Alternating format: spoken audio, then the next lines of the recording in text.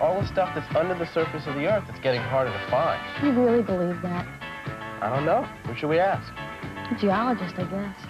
You mean one of those guys with the funny little hammer that goes around cracking on rocks? That's how geologists find new sources of energy. I know one. Yeah? What's his name? Bonnie. 3, 2, 1. Contact is the secret, is the moment when everything happens. Contact is the answer, is the reason why everything happens. Contact. Let's make contact. 3, 2, 1. Contact.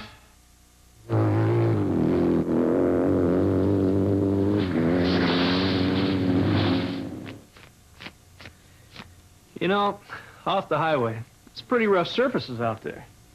The Earth has cracks, potholes, washouts, and ice patches, just like an old road, only really big ones. Now, that's what we're going to try to show you today. How you get canyons and craters and riverbeds and glaciers, and where the Earth's really buckled bad. Mountains? Guess we're going to have to leave it that way, too. Hard enough around here getting a simple old pothole filled.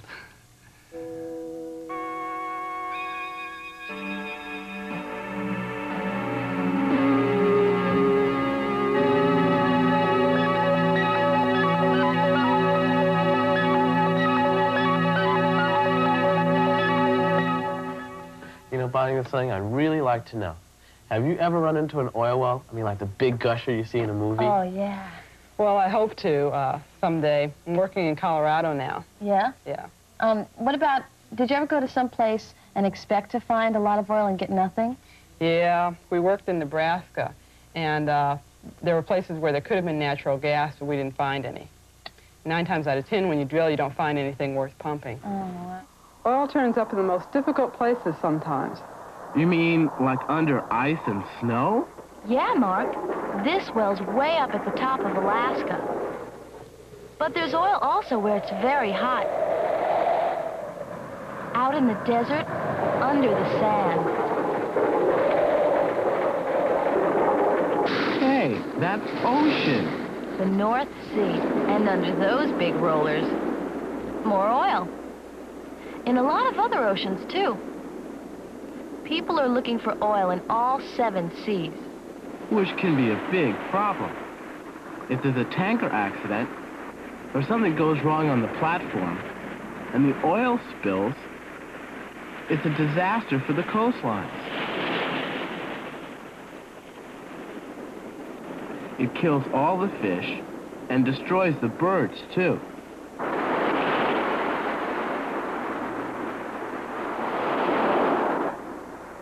What are you going to do about something this awful? Well, sometimes you can work to save the birds when this happens. Wash the oil off them, then clean up the beaches.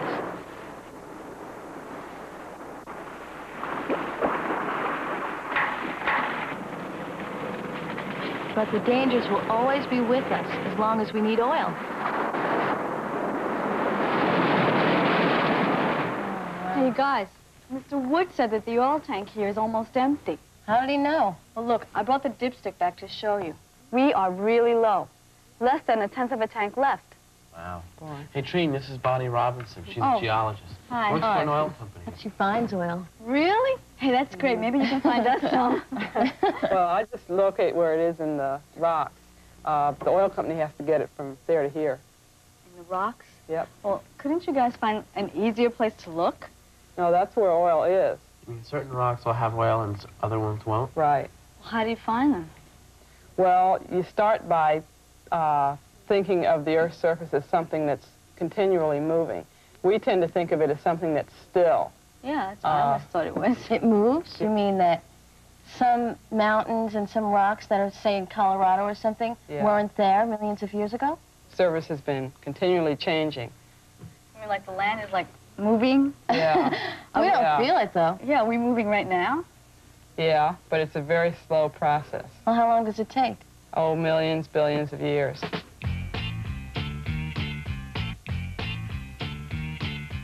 Rock, rock, rock. Rock fans, it's time for some serious rock talk. Rock, rock, rock. Dig this, the Earth is made of rocks that are always moving. In the beginning, they just wandered around. Rock. Then 200 million years ago, there was one big chunk of land covering one side of the globe. Luckily for us, it didn't stay that way. Rocking and rolling, ebbing and flowing, till we have the world we know today. But don't worry, the world is still rocking and rolling. Rock falls, volcanoes erupt, earthquakes and whole countries rocking and reeling up and down. Oceans close up, mountains grow. So, rock fans, just remember, one day, if things keep moving like they are, people in L.A. will be able to shake hands with their friends in San Francisco without leaving home.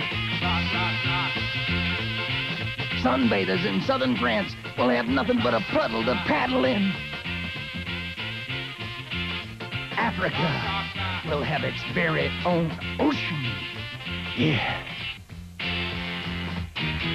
You see, billions of years ago, the first rocks that formed began as molten lava.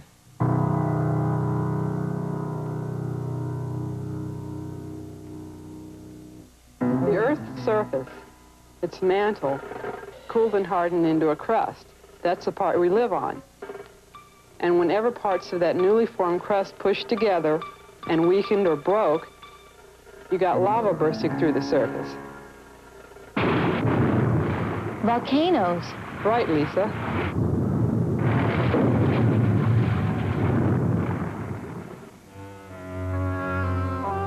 These aren't active anymore, but you can see where the lava once flowed and hardened into solid rock.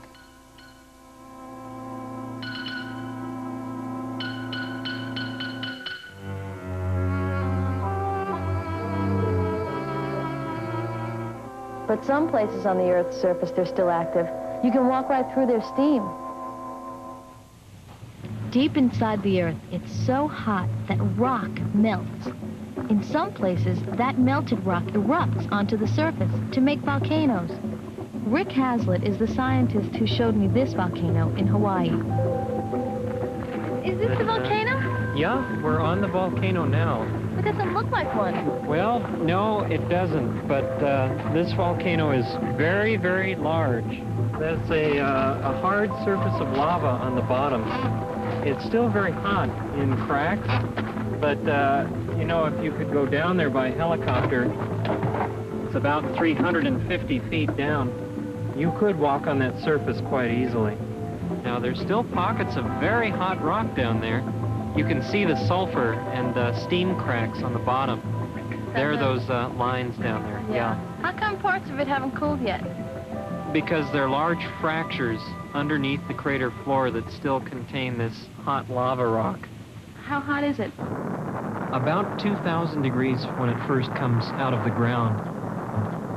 And, boy, that's hotter than melted steel or hotter than melted copper. Well, the lava began to form about 40 miles down, and then through a period of many years, it came up to the surface and erupted here in 1971. What's that steam from? That steam is from one of these cracks. When the cracks opened up, they opened up almost all the way down to the hot magma. So anytime it rains now, the water seeps down to hot rock, and it comes steaming back out of the ground. Now, how come this lava is different from that lava? Oh, okay. Well, see how this lava seems to have flowed in kind of pasty tubes? Yeah. It was very hot and very fluid, just like toothpaste or syrup. And it erupted from a vent 7 miles away. And as the lava came down the mountainside, it tended to form these little tubes that would break open and make more tubes. Well, how about this other stuff? Okay, this is a very chunky type of lava that's much cooler. How come that got cooler? Well, because it traveled further from the vent, and it lost some gas. So then isn't it dangerous to live near a volcano? Not dangerous to live around this volcano, as long as the volcano observatory can predict the eruptions and tell us when to move away. You see, once you get some experience watching eruptions, you know what is dangerous and what isn't, and they're really quite safe to observe. But there are places in this national park where the ground actually glows after dark, where it's over 1,000 degrees Fahrenheit, only a foot or two down. It's very uncomfortable to stand on, it's so hot. So are any of these rocks from lava? No, those were never melted. Well, where did they come from? Well, this will surprise you, but they really came because of a lot of water. What happened is that the rain running down the sides of the mountains, created by volcanoes, washed away millions of tiny particles of rock and carried these particles into the seas. There they settled like mud in a pond on the bottom of the oceans. Eventually, they packed down again into solid rock.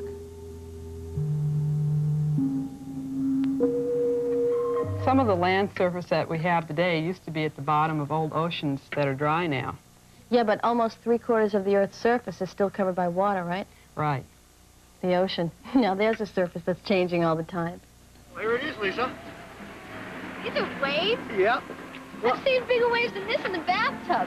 Well, you got to remember, this is where you have to learn how to surf. We're not out on the North Shore where the big waves are. This is a small, gentle surf, and it's a beginner surf. And you're a beginner, so... But I had a great teacher, Fred Hemmings, former world champion surfer. Lisa, I think you use a bigger board. It'll be easier for you to stand up on the first time. What? Yes, it's a more stable platform, and it's a lot easier to maneuver. Head out to the lineup, and that's the waves first break, so let's head on out. Let's go. Let's go! Now, when a surfer sitting in the lineup picks one that he wants to ride, he then takes his board and paddles along with the energy into the area where the swell turns into a breaking wave, and actually he falls into the breaking wave and rides it. What are we waiting for? We're waiting for a set of waves, or a series of waves. The waves are created by the weather on the surface of the ocean, the wind. And so every wave is different. Right. And every wave is different. You want to pick the one that's going to suit your needs.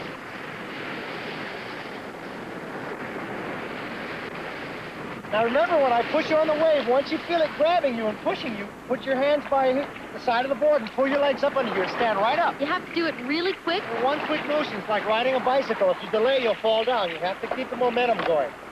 Let the wave push you. All right. You ready? Okay, here it comes now. All right. A surfer riding a wave has momentum in the same way that a bicycle rider, when he's moving his bicycle, has momentum. A surfer would have a difficult time standing on a surfboard without a wave pushing him. A bicycle rider would have a very difficult time balancing on a bicycle that's standing still. Go for it! All right! Good going! Good going! Keep your knees bent!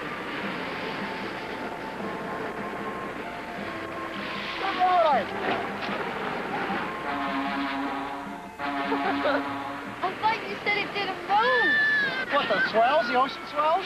Lisa, if you look over there by the wall, you can see exactly how the waves work. The ocean swell moves in towards the shore, and as it feels the resistance of the bottom of the ocean, it peaks up and builds higher and higher till finally the top falls over and you have a breaking wave. What makes the waves come in, though? Well, the waves actually come from way out in the ocean. Windstorms or storms on the ocean have wind buffet the surface of the ocean and creates energy. And that energy goes out in the direction that the wind was pushing it. It's just the molecules of the ocean hitting each other, and it marches out in all directions that the wind push it. The exact same thing would happen if you blow on the water, and let's say you have a small tub of water, and you blow on the surface of water. You're really transferring the energy of the wind, and that energy goes out in all directions in the form of swells. So you have the interaction of actually three surfaces: the wind hitting the surface of the ocean, and then the surface of the ocean transferring the energy to the surface of the land. And in that way, you go from a wind-borne energy transferring actually into a breaking wave on the coastline of the Hawaiian Island. That was terrific. Yeah. Talk about hanging ten. Right? Wow. Good going, Lisa. Thank you. But you won't mind if I tell you, as a geologist, what was really going on down deep in that same ocean where you were surfing? Fire away.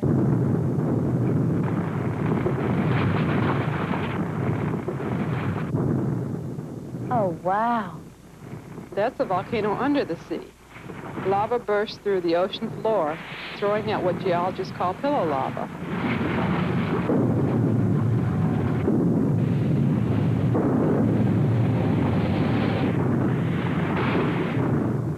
It never stops?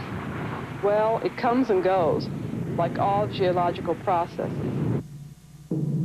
That's why we have mountains. Over millions of years, the layers of rock were pushed up and up, and even further up into these great mountain peaks.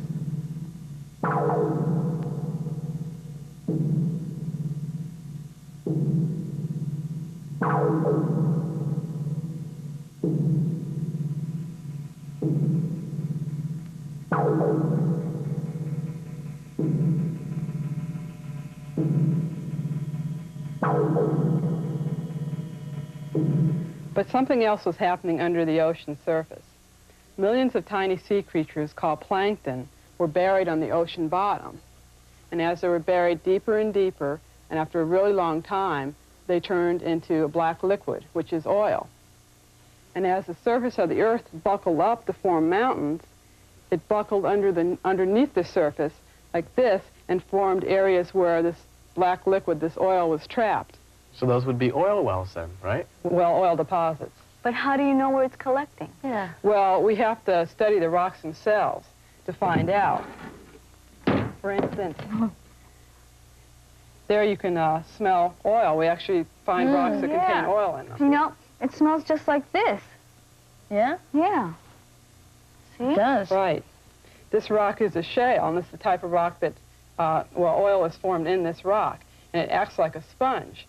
When it's buried under the earth, all the weight of the earth above it squeezes it. It squeezes the oil out of it into rocks which surround it that have airspace, such as these sandstones.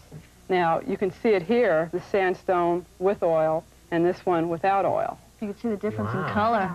So if you were looking for oil deposits, then you'd look for sandstone, and sandstone that was this color, right? Right, or some kind of rock like this.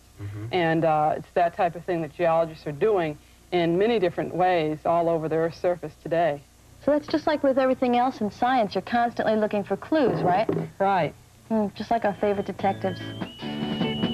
Whenever there's trouble, we're there on the double. We're the Bloodhound Gang. If you've got the crime, we've got the time. We're the Bloodhound Gang.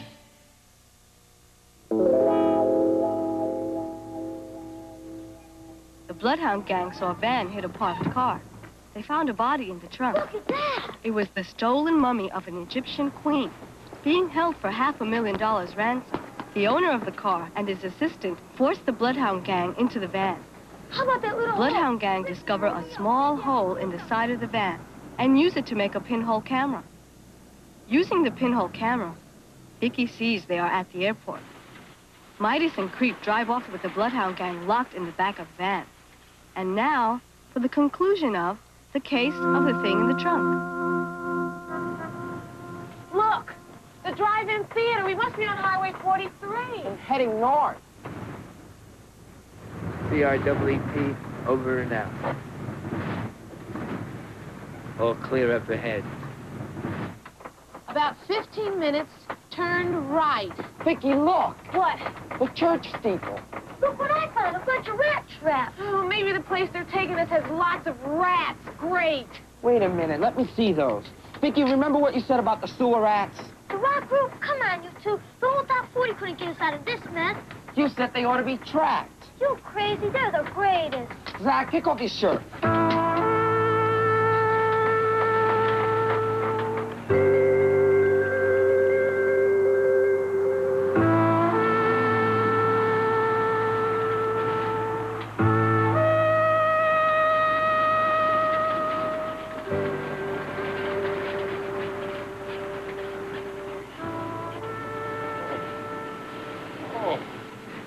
Mr. Midas, how do you want me to get rid of the kids? Without a trace, naturally.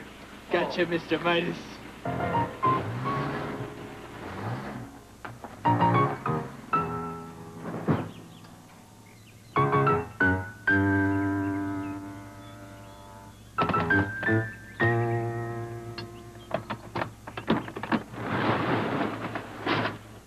Okay, kids, out. No. Well, I'll have to come get you then. Ow! Ow! Oh! Ow! Ow! Oh!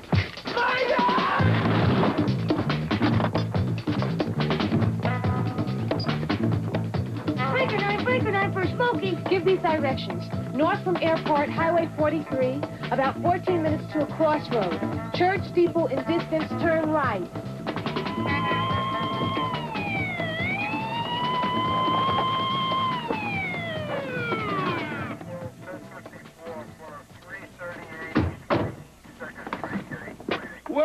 Well, gentlemen, well, what can I do for you? Report of a kidnapping. 3 kids? Kidnapping? Yeah. Oh, no, there must be some mistake. There are no youngsters around here. Bye. Yes, there are. And we're them. Officer, his partner is locked in a van over in those woods. They stole the Egyptian mummy. Sheer nonsense. It's locked in the trunk of a car at the airport. You'll find pictures of the right car on this roll. I had nothing to do with all of this. You were driving the car. We saw you. Well, that's impossible, because you were... We were what? Locked in the back of the van? Ricardo, explain to the gentleman how you make a pinhole camera. Wait.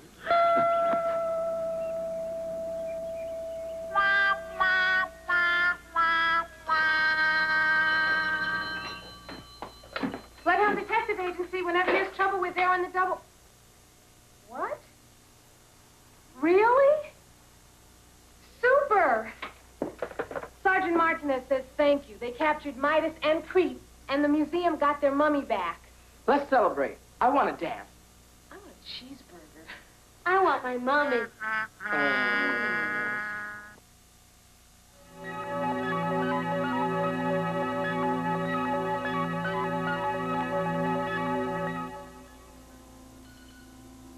Today we've been talking about the surfaces of the Earth and how they were shaped, from violent eruptions that create new landforms to gentle breezes that shape the waves. Actually, I was trained as an environmental geologist, but now I work for an oil company as a petroleum geologist. Well, what's the difference between the two? Well, as a petroleum geologist, I'm looking for these kinds of rocks that we've been talking about and for oil deposits. And then when we find these, we explore for these areas and then we drill. Well, how'd you get into geology? Well, actually, the first time I ever even heard about geology was when I was in 5th grade, and the teacher had a big map of the world out, and she started talking about continental drift. And that's the theory that at one time all the continents were together, were one landmass.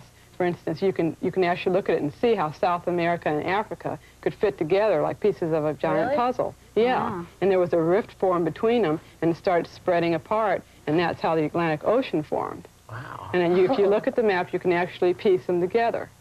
And I just thought that was a really fascinating idea, and I was just really interested in it. I had to take a lot of teasing from the guys because there weren't very many women geologists. Not they anymore. say, who ever heard of a woman geologist? But I just really liked it. There were just things all over the place to look at and observe. I guess you travel a lot. Oh, yeah. Yeah, that's one thing about geology. You get to travel all over the country doing all sorts of things. Great and, job. It's really exciting, and you know, different hobbies such as photography, which I really like, and just things like that. Bonnie, what is that you wear around your neck? Is that for your job? Yes, it's called a hand lens. What it is a magnifying glass. And we look through this, and it enlarges what we see. And here you can see the actual sand grains that are glued together and to form this rock. It's a handy little thing. We are going to take a trip, not in space, but in time. Faster and faster until we've moved 1 billion years into the future. As we begin our journey, things look pretty much as we always see them. But watch what happens as we speed up a little. A minute goes by. Then an hour. Faster. Now we see the tide fall in the river. Nighttime. Day breaks. Now a month is passing. The moon changes phases. Spring approaches. We're now going about 4 days every second. Spring changes to summer and into fall. Now the first snow comes. It's New Year's Eve. Winter goes by in an instant. Even the seasons flicker by. Now the years. 10 years. The town becomes a city. 100 years. A flood washes away the riverfront. New land is built by the river from gravel it carries down from the mountains. 1,000 years. Cities rise and fall. 10,000 years. 1,000 years a second. 10,000 years a second. The ocean draws back, and the mountains begin to frost again. An ice age spreads across the land. 100,000 years. The glaciers melt. 1,000,000 years. The river carves another valley. 10 million years. The earth pushes up new mountains again. 100 million years. The same forces push the continents apart. 1 billion years.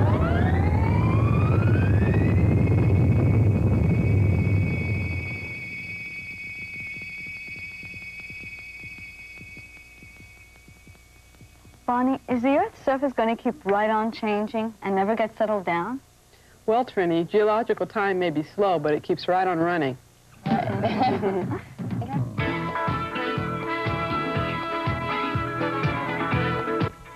Horses continue with Power and Plenty, exploring the horse's role in the Industrial Revolution. Tonight at 8, here on OPB.